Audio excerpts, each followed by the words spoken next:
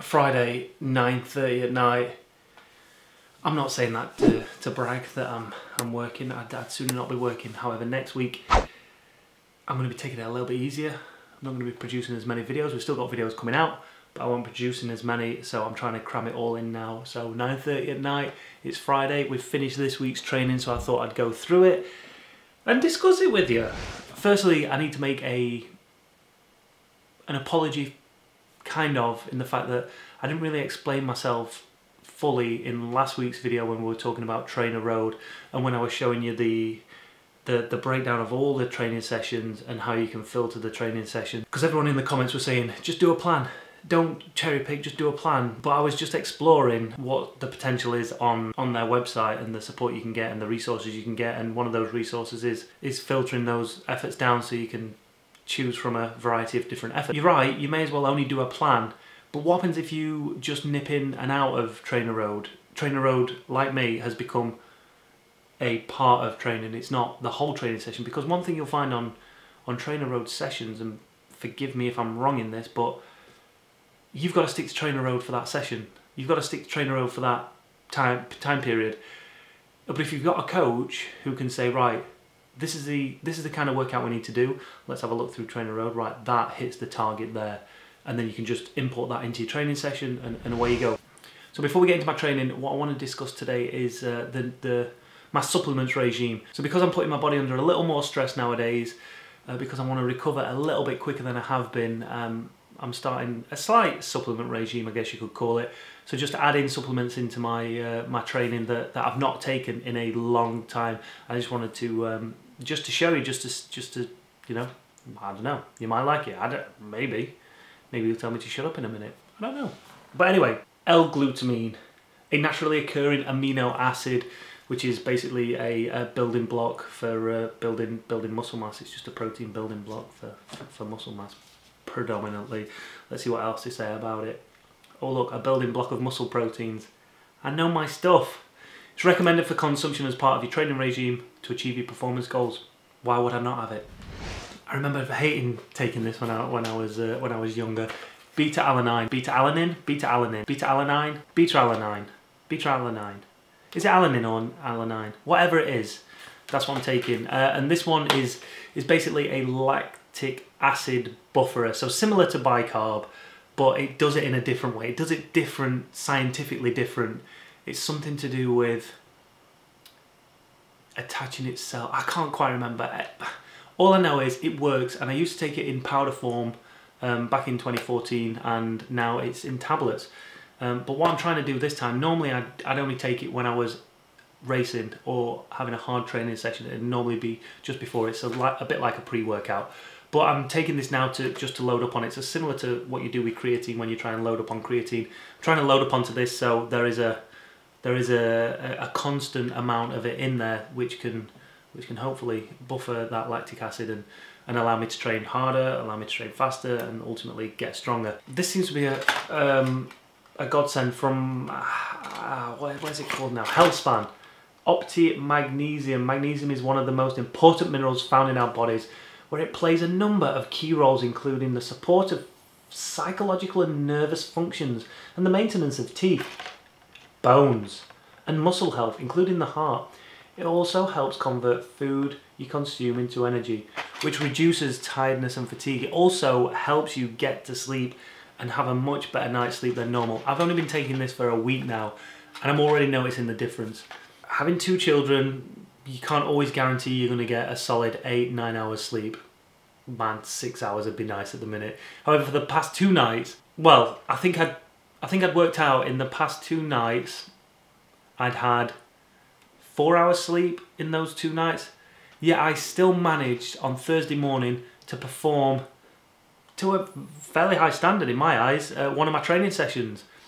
I felt tired, but I got on there and I did it. And normally, I don't think I would have even attempted it. Just knowing that I'd only had 2 or 3 hours sleep that night, I would have gone, I'm far too tired to do that. I feel like crap, I'm not going to do it. But I felt all right. And the longer the training session went on, the better I got. So I'm putting it down to that stuff seems to be like a magic tablet. So this week, This week we started with a training session on Monday, which, I'm going to say it, but after training with TrainerRoad for the past few weeks now, I have absolutely no interest whatsoever in training on Zwift.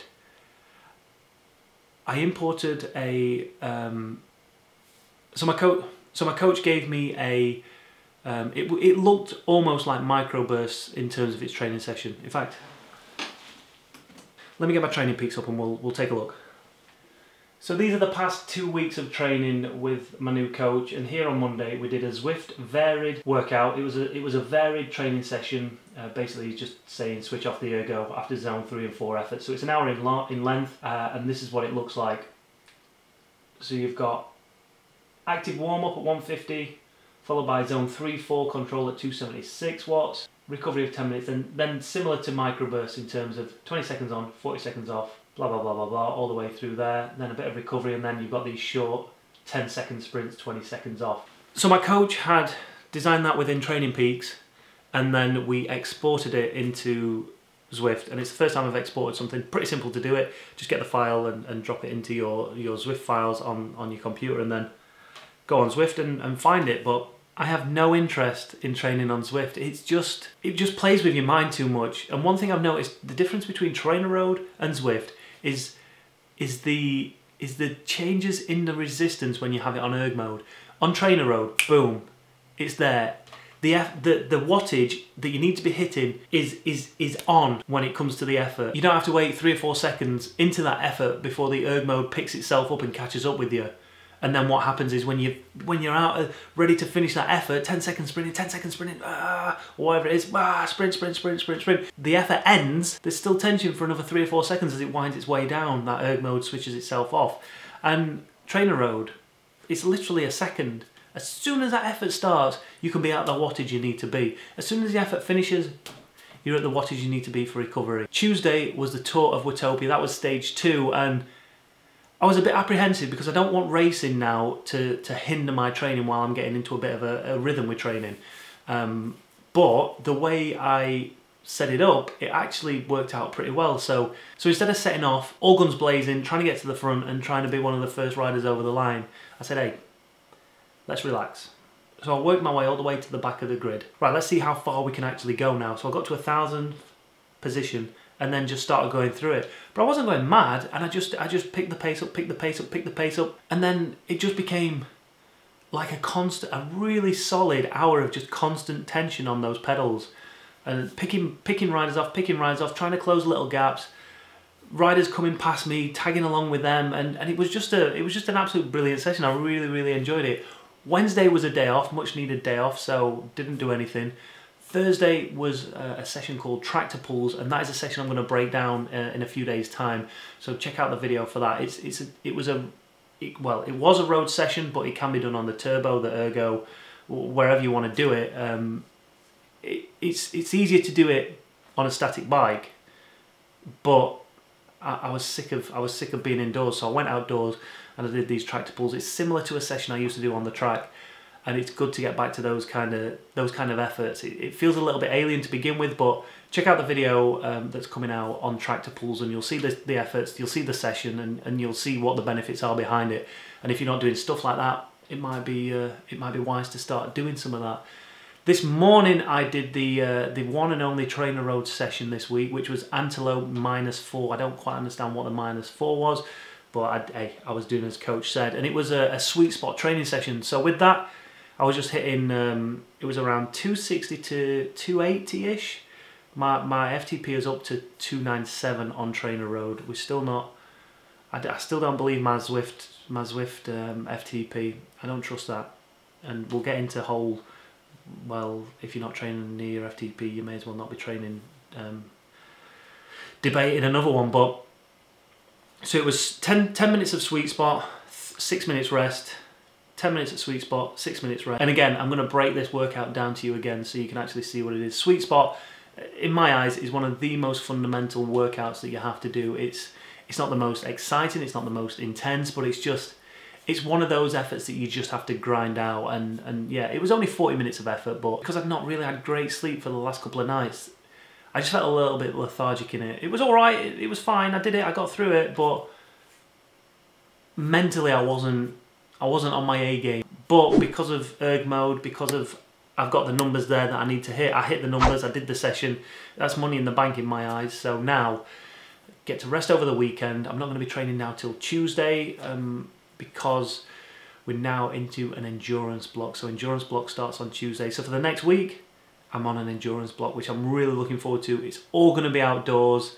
It's just going to be, the pressure's off. There's no hit these numbers. It's a matter of just going out and just riding the bike and enjoying riding the bike.